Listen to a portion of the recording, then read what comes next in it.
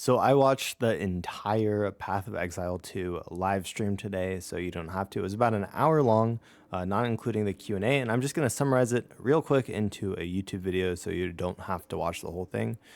Basically, we are getting at patch 0.2.0 on April 4th, and we are getting a ton of new content and also a league reset, so we will have a fresh economy, which some people dislike, but I think the majority of people are looking forward to a fresh economy so that you can get ahead and make a ton of currency. So a quick overview of what we are getting with this new update. We get a new class, the Huntress. It will be using a spear and buckler in general. We get 25 new skills. I think they're generally, the majority of them are obviously for the Huntress, but there are some new skills for other classes as well. We're getting Azmerian Wisps, which I will cover in a bit. We get Rogue Exiles, which is a new form of content. They're adding 100 plus new support gems, which is absolutely insane, and 100 plus new uniques as well. They're adding new maps and an updated endgame. So let's get right into it. We'll go through all of these in more detail. I will also have some more videos coming out this week, just going into more detail on the different new Ascendancies that are added, the new class, the Huntress, and some builds surrounding her, and some other stuff. But anyways, let's get right into it with the new class, the Huntress. Right at the update, she will have two Ascendancies. One is the Ritualist, and one is the Amazon. I'm not going to go too in depth on what all of the different ascendancy points that you can use, that you can get for each one. But for the Ritualist, one of the cool ones is you get +1 ring slot, and then you can also increase bonus of all rings and amulets. So if you mix those with, Ingenuity, which Ingenuity, if you don't know, Ingenuity is a unique belt that increases, or it has a % increase to all of the effects of your rings. So if you stack that with Ingenuity, that could be extremely strong, especially if you have all 3 rings. And then the Ritualist has like other chaos magic and stuff like that. And then the Amazon is more traditional. There's like some increases to crit and some other interesting things, but again, I won't go too much in depth on that. So the Amazon, or the Huntress, is a ranged and melee combat specialist. So it's sort of a mix, which is different from a fair number of the classes. Rangers generally ranged, and warriors more melee, invokers more melee. But for the most part, there's some ranged abilities too.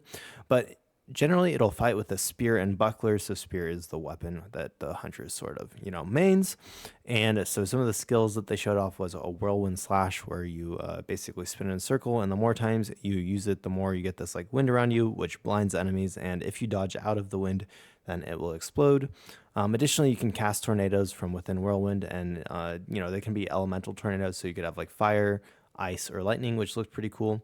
I think the standout ability that I saw, especially for like map clear, was Lightning Spear, which allows you to throw lightning spears. It looked a lot like Lightning Arrow, to be honest, but I think that if you are going to start Huntress, on League Start, and you're not going to start one of the classes that I definitely look towards the Tornadoes and Lightning Spear for map clear. I could be wrong. That's just a guess right off the bat.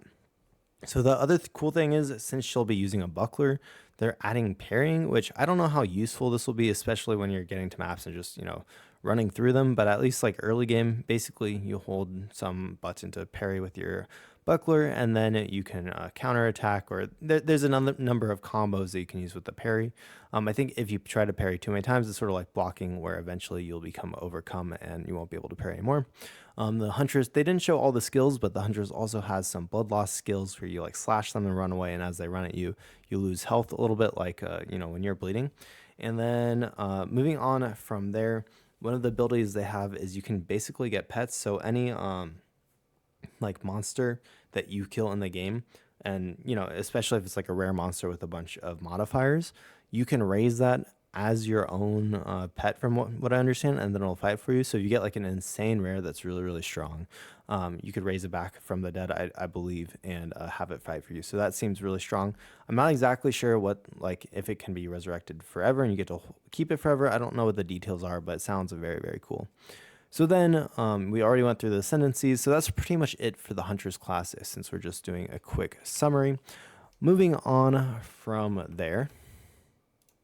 Okay, so moving on from the Huntress, we do have some new Ascendancies. We got 3 new Ascendancies added to old classes. The first one was Warrior. We get the Smith of Kitava, and basically it's all about buffing up your armor and your weapons. So you can forge your weapon before battle, and he literally pulls out an anvil and like buffs it up. And I think there's a number of buffs that you can do, but basically they'll either do like extra damage or make each attack do exploding hits. Seems pretty cool. Warrior's probably still bad, but you know, that's a different discussion. Then there's another one which allows you to summon your weapon to fight alongside with you. That could be super cool. I don't know exactly how that's going to work, but that seems like it could be super duper strong. I don't know if you can only like summon your axe or if you could like, you know, have a wand and then have that casting something, because could be like super cool. Like imagine if you had your weapon fighting alongside you and it was just casting spark and you didn't have to cast it and you could run that like full speed. But yeah, that could be super cool. And then you can also, like, the most unique thing about it is you basically can forge your own body armor. You have to wear a normal body armor, so you don't, you know, wear rare or anything. But then you use ascendancy points to add exactly what you need to it. So like, it looked like a couple of them were like plus 75% to a specific resist, or adding like you know, armor, stuff like that. Anyways, it looked super cool. I definitely will go through them in a future video, but definitely a very cool ascendancy. Probably won't try it out, at least not at the beginning of the league, but looked cool. Next, we have Mercenary. It's called a Tactician. You know, it has a number of cool things. It has suppressing fire, which basically all the projectiles that it shoots out pins enemies. So, you know, if you mix that with like say Spark, that could pin a ton of enemies. Sort of cool. You can put down multiple banners, so sort of more of a supporting role. And then you can also like call down arrows from the sky that'll just like automatically come down and target people. So again, seems cool. I think that it's probably more for group play, especially with all the banners. So unless you're like a big group play, I probably wouldn't suggest it for solo play, but definitely sounds interesting. And finally, moving on to our last ascendancy that they're adding, we have the Witch. They're adding the Lich ascendancy. And I think the coolest part about this is that basically you have like a soul stone, which you know, you can think of like a Horcrux from Harry Potter, but basically when you can add any jewel that you want, at least that I understand, into this socket, and it has 100% increase of the socketed jewel effects. But there's a downside, 50% of, or whenever you run out of your energy shield, like I think all of your spell costs increase by 50% mana. So sort of cool. It has, you know, has a bunch of other stuff as well, but I will go through that in a future video. So they went through a couple of new skills that sounded really, really interesting. One of them is Raise Spectre. Basically, any monster that you kill in the game, you can then summon any monster back into the game. I don't think this like applies to uniques with all of their modifiers, not like how the Amazon worked, but I think this one is just for like getting new minions, which definitely sounded super cool. There is also a new summon where you can summon a Roa. It looked like this was specific to the Amazon, but I'm sure that you'll be able to use it for all of them. And it was definitely a spirit gem skill. Well, what's super cool about that is that basically when you're riding your Roa, you move at full movement speed and you can attack at full movement speed. So I think that this is going to be strong on all of them classes, not just the Amazon. Though, I could be wrong, but I think it sounds super cool. They had some video of like a lightning arrow Deadeye riding around on a Roa and shooting. But they did say if you like take enough damage, then you'll be knocked off and stunned and you could die from that. So moving on, they did show off a couple of the uniques that are coming to the game, and they look super duper cool. So I can't wait to see what the other uniques are. But one of them is Chernobog's Pillar Black Steel Tower Shield. And basically what the coolest part about this is it gives you a bunch of chaos resistance, which can be hard to get. And the best part is it gaining 1% of damage as fire damage per 1% chance block. So if you are stacking a bunch of block, then you can get a bunch of fire damage, which is super cool. And then moving on to the next one, this one is even cooler unless they nerf the heralds too much, but basically it grants 3 heralds, the Ash, Ice, and Thunder heralds, and you know, they're all free. They don't require any spirit. It's level 19 of all of them. It also grants you 37% chance to all, or not chance, but 37% to all elemental resistances, and even better, all the enemies in your presence have no elemental resistance. So this seems like an absolutely insane armor. I don't know what it'll be cost, but basically saves you 90 spirit. It gives you a bunch of elemental resistance, and enemies in your presence have no elemental resistances, which means that you don't have to go for any elemental pen at all. So absolutely insane armor, and could definitely be really strong in the right situation, especially if they don't nerf the heralds too much. Eventually, their plan is to add a specific unique for every single item type in the game. They said that this might take them a while, but they want you to be able to chance orb whatever item you want to have a chance at the specific unique that you want, which I think is really cool.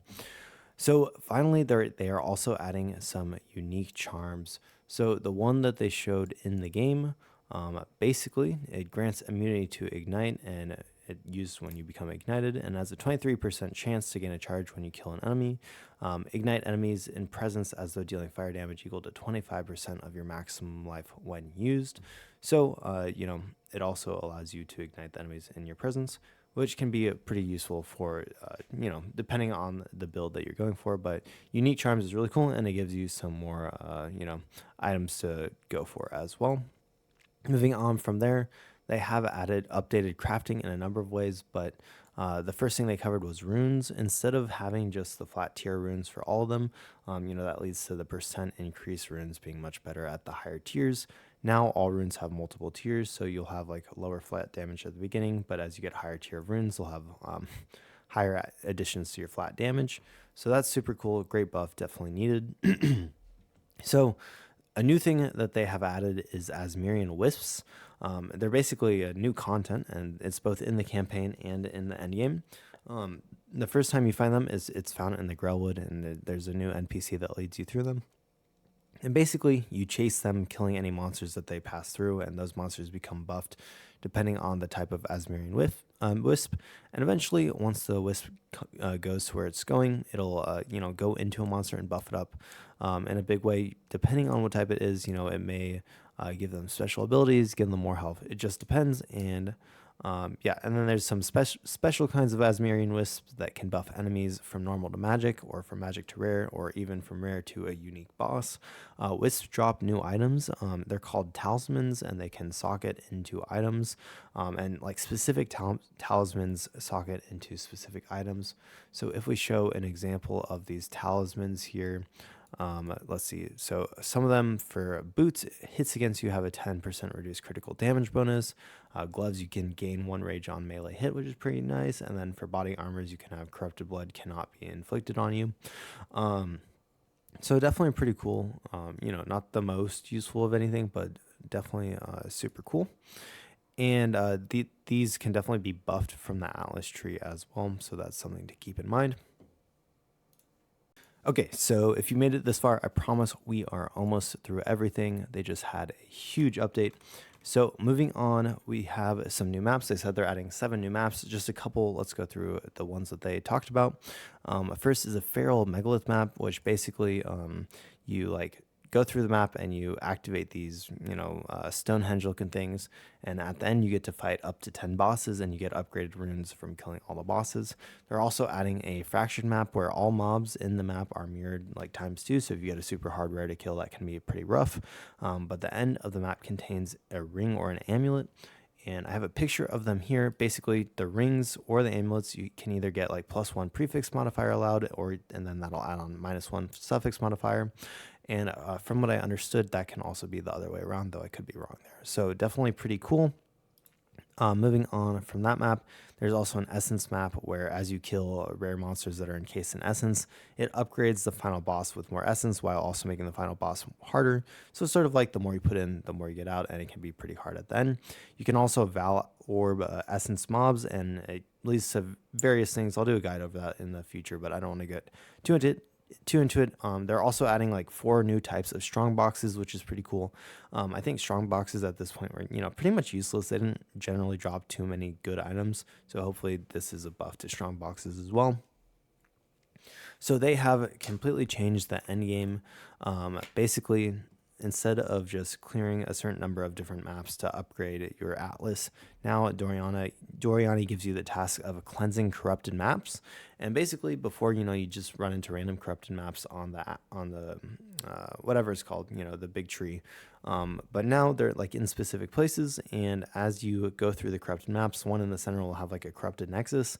And if you complete a corrupted nexus, it gives you a map atlas point. And any of the corrupted maps that were around the corrupted atlas or nexus that you didn't clear, it turns all of the surrounding maps into cleansed maps. If you clear the cleansed maps, you get fracturing orbs, and fracturing orbs will be huge for crafting. So basically what they do is if you have a rare with at least 4 modifiers, you can use a fracturing orb on it, and it will cause one of the modifiers to become basically stuck onto that rare, so it can't ever be taken off. So what this allows you to do is, if you get lucky, you could have some insane bases where you can remove any of the modifiers that aren't like the one insane modifier that you have. So say you have like a wand and you fracture it and you get like +5 to lightning skills, and it's like stuck on there. You can basically craft the perfect one, and it sets one of the modifiers. So definitely really, really nice, and that can lead to some insane crafting bases.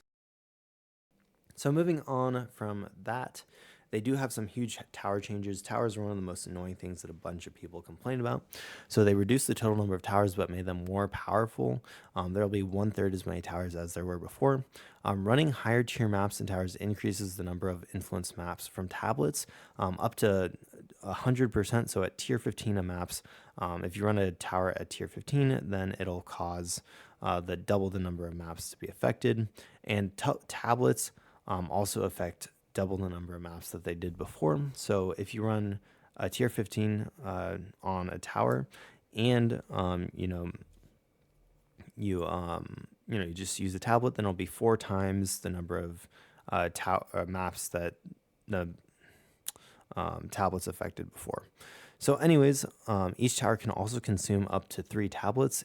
The more modifiers on the Waystone that you use to clear the tower, that equals more tablets that you can use. I think it was like 6 is all 3, and then it was like 4 is 2 or something like that.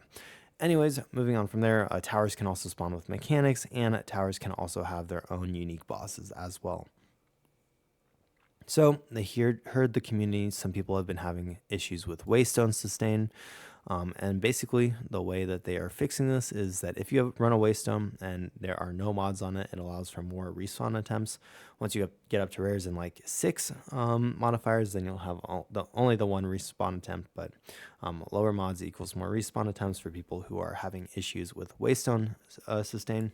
Additionally, with Pinnacle content, a lot of people were complaining about the XP penalty. So what they did is, you can't gain any experience from Pinnacle content, but you also don't lose any when you die, which I think it's a nice change. I think it works well. They also said for crafting that they are adding a recombination, which is absolutely huge. Basically, you can combine 2 items together to try to get one that has the best of the modifiers on the 2 items. It's unlocked after completing your first expedition, and the more mods you select from the items that you want to combine together, basically the more expensive it is to combine and a lower chance of success. If it fails, I believe you lose the 2 items, and basically what it costs is the different fragments that you get from doing your expeditions. And yeah, so recombination can be really, really nice for crafting, especially if you find like 2 magic items that you want to combine together to get their insane mods. So then they are adding the first keys for the Twilight Reliquary, which basically the keys can drop any unique item in PoE2. But if a unique pinnacle boss, if you want a unique pinnacle boss drop, basically you can only get keys from that boss that will drop those uniques. And then they also added a new suite of unique tablets. They didn't go through all of them, but one of them that they explained about was that you can run any maps in the radius of a tower without pathing to them, which is pretty cool. And another one allows all running expedition monsters to duplicate when spawned. So it definitely sounds pretty cool. They also said the Atlas tree has been expanded a bunch to include Exiles, Azmerian Wisps, etc. And then finally, they are adding rogue exiles. Basically, it's NPCs that are like player characters, and they can wear any of the gear that you can wear.